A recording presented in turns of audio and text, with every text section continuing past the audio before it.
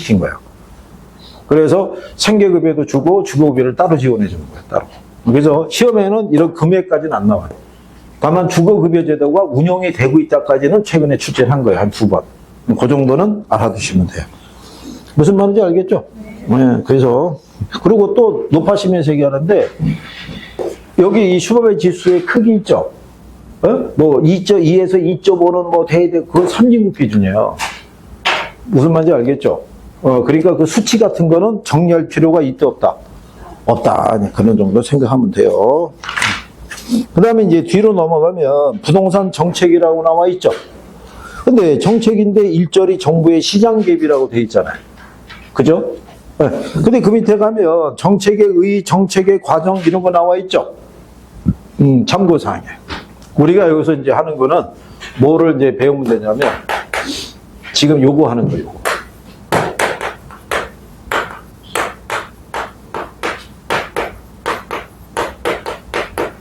근데 이거는 여러분들이 생각해 보더라도 앞에서 부동산 특성 배우셨죠? 부동성, 부증성 뭐 이런 걸 배웠잖아요. 우리 인간의 힘으로는 위치도 이동이 안 되고 양도 마음대로 못 늘려요. 그러다 보니까 시장이 무슨 시장이 된 거예요? 불안전 경쟁 시장이 되는 거예요. 그러면 시장 안에서는 그 문제가 해소가 돼야 안 돼요. 안 되니까 누가? 정부가 개입할 수밖에 없는 거예요. 그래서 시장론 배우고 그 다음에 정책론을 배우시는 거예요. 그죠? 네. 정부가 개입하지 않으면 시장에서는 인위적인 자원 배분을 기대하기는 어렵다고 봐야 돼요. 그죠? 그럼 거기 가면 정부의 시장 개입 이유라고 나오죠.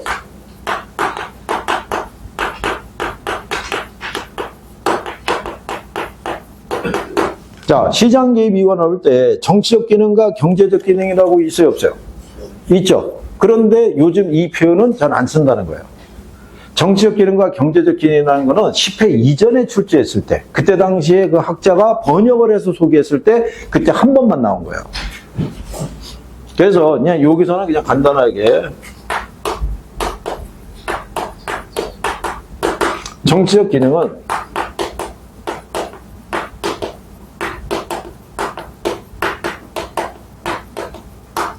사회적 목표를 달성하기 위해서 들어온다고 얘기를 하는 거예요. 그러면 이 사회적 목표라는 게 뭐냐면 형평성도 있을 수 있고요. 효율성도 있을 수가 있고 그 다음에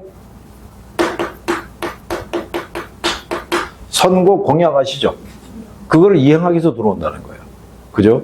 정치적인 차원에서. 그래서 왜 여러분들이 대선 같은 거 보게 되면 대선 후보자들이 내 재임 기간에 공공임대주택을 몇만 호를 공급하겠습니다. 뭐 이런 식의 공약을 내세울 거 아니에요.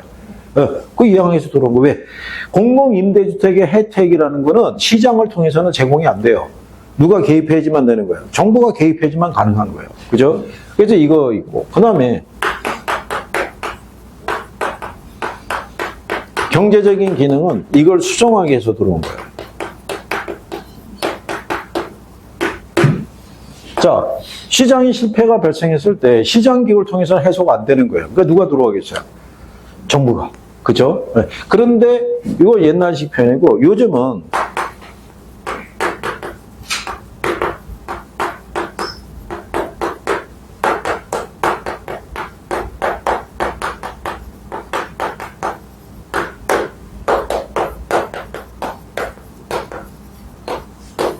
이런 식의 표현으로 나와요. 형평성을 증진시키기 위해서 시장 실패를 수정하기 위해서 시장을 안정시키기 위해서 정부는 개입한다. 그러니까 이거는 오래전에 번역한 거고 이게 그래도 한 2000년대 들어서 번역이 됐을 때 근데 최근에 출제 표준이 이렇게 나오는 거예요. 그래서 여기서 나오는 게 이게 들어오는 거예요. 가치제에 대해서. 그래서 우리가 지난번에 가치제를 얘기했었죠. 기억나죠? 가치제라. 그러면 또 못 들은 체 하는 거야. 같이 알죠? 그러면 안 돼. 물어보면 못 들은 체 하는 거야. 자, 정부는 시민이 시민다운 삶을 살기 위해서 최소한 소비시켜줘야 되는 재화 있죠? 그거를 가치제라고 그래요. 그래서 가치제에 들어가는 애들이 누가 있냐면 교육 서비스, 의료 서비스. 우리는 그게 잘 돼 있잖아. 무상교육도 돼 있고 의료보험 혜택도 있고 그 다음에 마지막에 주거 서비스라고. 주거 서비스. 그래서 여러분들이 주택정책 안에서 임대주택 정책이 출제 빈도가 높은 거예요. 임대료 규제, 보조, 공공임대주택의 종류 이런 거 물어보는 이유가 거기 있는 거예요. 정부의 정책 목표에 들어가 있으니까. 그죠? 그래서 그렇게 이해하면 되는 거예요. 그 다음에 뒤로 가면 시장 실패라고 나와 있죠.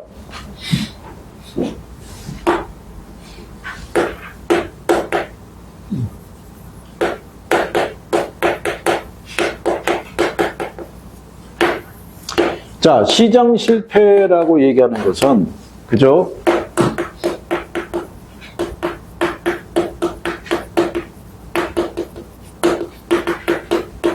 이 시장 기구를 우리가 다른 말로 가격 기구라고 그래요. 그러니까 시장의 가격을 매개로 자원 배분이 효율적이지 못하다는 얘기는 균형을 이루지 못한다는 얘기예요. 그죠? 여러분들이 균형에서 이거 배웠죠?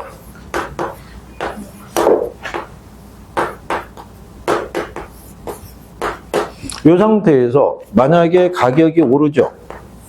그러면 공급이 늘어나서 초과 공급 상황이 되면서 다시 원래 균형으로 돌아간다. 가격이 하락하게 되면 초과 수요 상태가 발생해서 수요자 경쟁에서 다시 원래 상태로. 그래서 항상 이 가격을 유지한다고 얘기한 거예요. 이 가격을 매개로 생산과 소비가 균형을 이룬다고 얘기한 건데, 시장이 실패가 발생한다는 얘기는 이 가격이 변한다고 해서 양이 조절이 안 되는 거예요. 시장의 수요와 공급은 항상 이 가격을 따라서 움직이는 거예요. 그러면 가만히 생각해 보세요. 이 가격을 가지고 이 가격을 지불할 능력이 없는 사람들은 못 들어오는 거예요. 또 이 가격을 받아서 이윤을 낼 수 없는 업종은 또 못 들어오는 거예요. 그럼 시장기를 통해서 초과 수요가 발생하면 그 상태로, 초과 공급이 발생하면 그냥 그 상태가 될 수밖에 없다는 얘기예요. 조절이 안 된단 말이에요. 그거를 우리는 뭐라 그런다? 시장이 실패라는 거예요. 그래서 거기 여러분들이 시장 실패에 거기에 보게 되면 시장이 자원 배분을 효율적으로 하지 못하는 상황을 말한다 이렇게 했잖아요. 즉 시장이 가격 기구에 의한 자동 조절 기능이 원활하지 못해서 수급 조절의 실패 등 자원 배분이 적절하지 못해서 적정하지 못한 불균형 상태에 있는 경우를 얘기한다라고 얘기하는 거예요. 그걸 우리가 이제 시장 실패라고 얘기를 해요. 그래서 여기서는 시장 실패를 가져다 주는 원인이 있죠. 원인. 원인을 우리가 정리해야 되는데 우리가 이렇게 얘기해 줬던 거예요.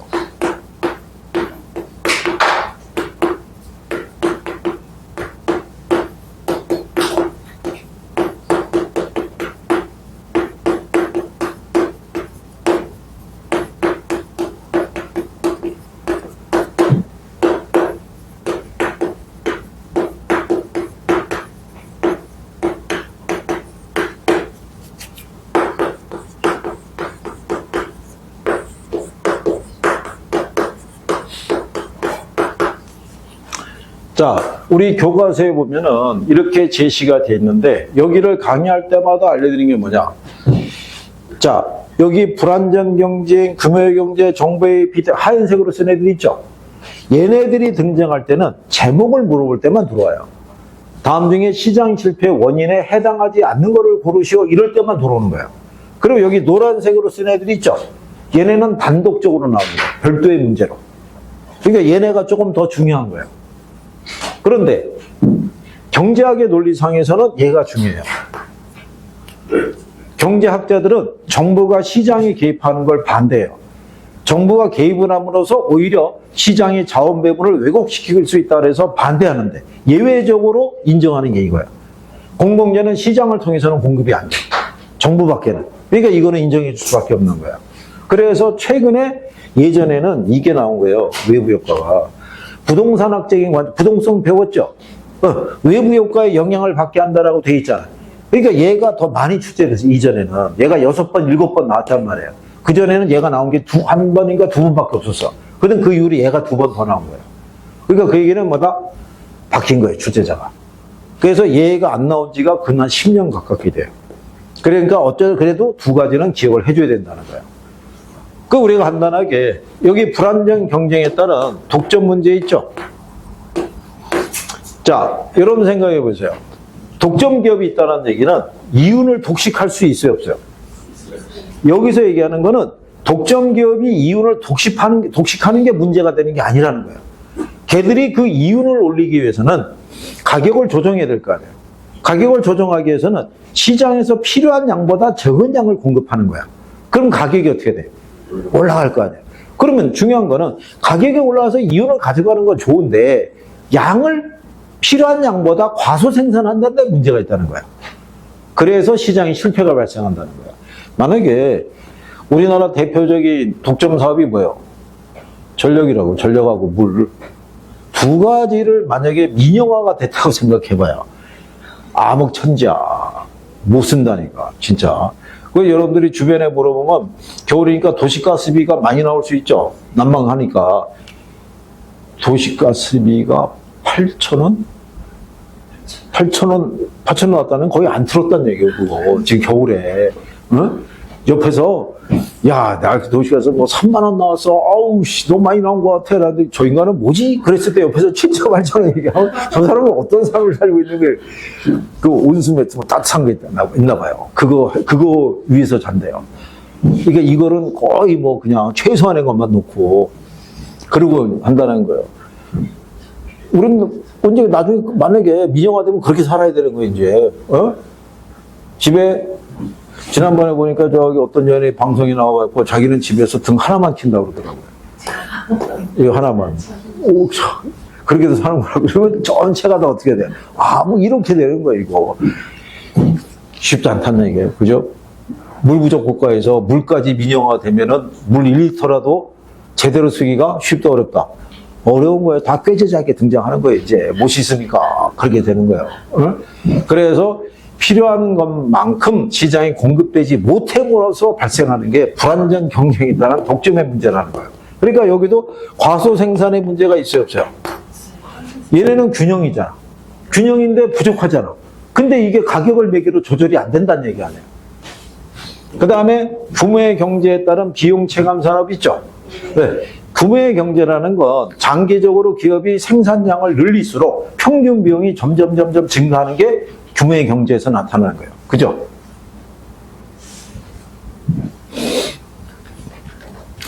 우리가 그 경제 관련 기사를 보면 H기업이 제2공장을 건립을 함으로써 규모의 경제를 구축했다고 그래요. 규모의 경제라는 건 기업이 장기적으로 생산량을 늘릴수록 이게 감소된 걸 얘기를 해요.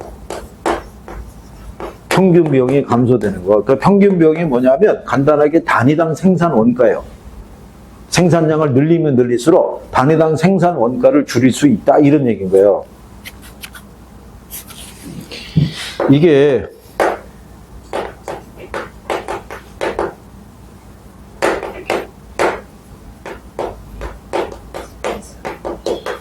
총 생산비를, 이 생산비는 가변비용, 고정비용을 다 합한 거예요. 이게 생산량으로 나눌 때 제품 하나 생산할 때 10,000원 들어가. 한 개 생산하면 단위당 생산 단가가 10,000원이잖아. 근데 10,000원이 들어가는데 10개 생산해. 그럼 얼마예요? 1,000원. 10,000원 들어가는데 100개 생산해. 그럼 얼마예요? 100원. 무슨 말인지 알겠어요? 간단히 들어서 옛날에 우리나라 치약 있죠? 이 치약이 독점이었어요. 이 치약이. 네. 얘네가 독점이었는데 후발 다른 기업에서도 이 치약 시장으로 들어오려고 생각을 했을 거 아니에요. 근데 얘네는 이미 시장을 점유하고 있어. 그러니까는 이미 다 만들어진 데서 생산 단가를 원하면 얼마든지 낮출 수 있는 거야. 생산량을 늘리기만 하면 되니까. 그러면 그때 만약에 치약 하나의 가격이 1,000원이었는데 후발 기업이 현재 1,000원이니까 나는 900원으로 시장에 들어와야지 그랬는데 갑자기 양을 늘리면서 100원에 팔아버리면 후발 기업이 들어올 수 있어 없어? 못 들어온다고. 후발 기업이.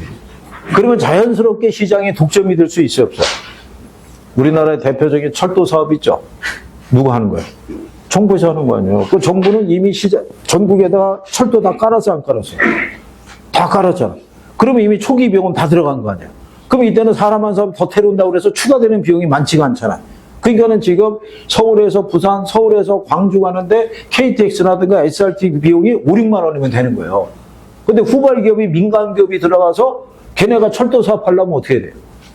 철도 다시 다 깔아야 되는 거예요. 그러면 초기 비용이 어마어마한데, 그러면 걔네가 가격을 얼마를 받아야 돼요?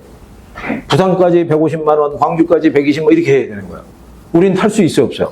못하는 거면 걔네 시장에 들어올 수가 없는 거예요. 그럼 자연스럽게 정부가 세운 공기업이 독점 형태를 유지하게 되는 거예요. 그래서 공기업들은 처음에 그 역할이 어느 정도 수행을 하면 민영화 시켜주는 게 정상인데, 전기하고 수도는 민영화하기는 어려워요.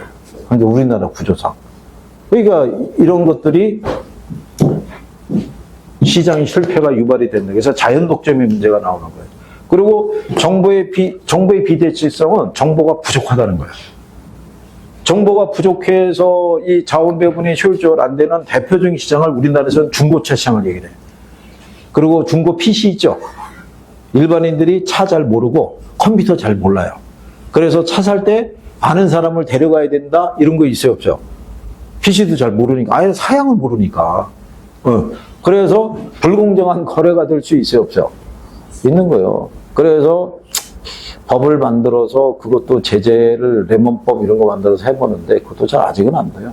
그래서 어쨌든 이런 것들이 시장 실패 원인이 되는데 제목 정도 알아두면 되는 거예요. 무슨 말인지 아시겠어요? 뭐 완전한 정보 하면 틀리는 거예요. 완전 경쟁 시장으로 하면 틀리는 거예요. 또 우리가 이제 추가로 알아볼 것은 공공재하고 뭐하고 외부 효과. 이제 잠깐 쉬었다가 여기서부터 해보는 거예요.